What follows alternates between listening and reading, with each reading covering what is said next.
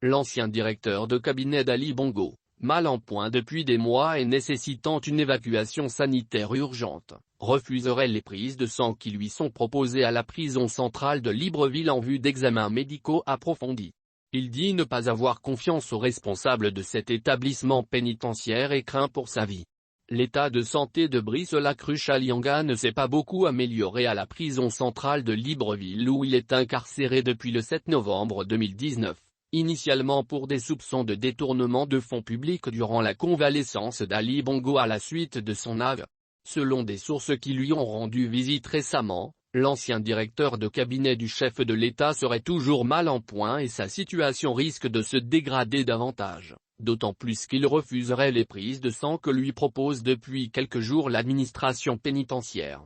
À la question de savoir pourquoi il refuse de se faire prélever du sang pour d'éventuels examens médicaux censés définir ce dont il souffre depuis plusieurs mois, Brice Lacruche Alianga aurait répondu qu'il n'aurait pas confiance en l'administration pénitentiaire. Il craindrait que son sang soit manipulé. Pire, il craint que cet acte finisse par lui coûter la vie. Il soupçonne en effet que l'on veuille lui injecter un produit nocif. L'ancien collaborateur d'Ali Bongo souhaiterait être prélevé par un médecin indépendant dont il jugera lui-même de la probité. Jointe par Gabon Revient, une autre source précise, en réalité, Brice Lacruche Alianga n'a pas refusé de se faire piquer.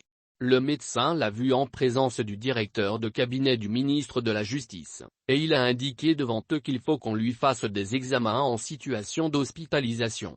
Ce médecin a d'ailleurs délivré plusieurs bons d'examen, y compris ceux des radios, eu égard à ses douleurs au niveau du thorax. Curieusement, après le départ du directeur de cabinet, l'administration pénitentiaire a réduit le nombre d'examens pour le limiter aux seuls examens de sang.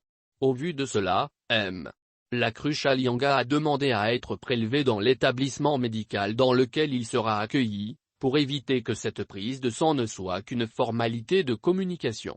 Dans un communiqué, en avril dernier, Mange Kevin Zigou, un de ses avocats a rapporté à la suite d'une visite que Bla leur était apparu fébrile, amaigri et affaibli par la maladie qui le terrasse depuis quelques moments, avec des évocations des hémorragies périodiques.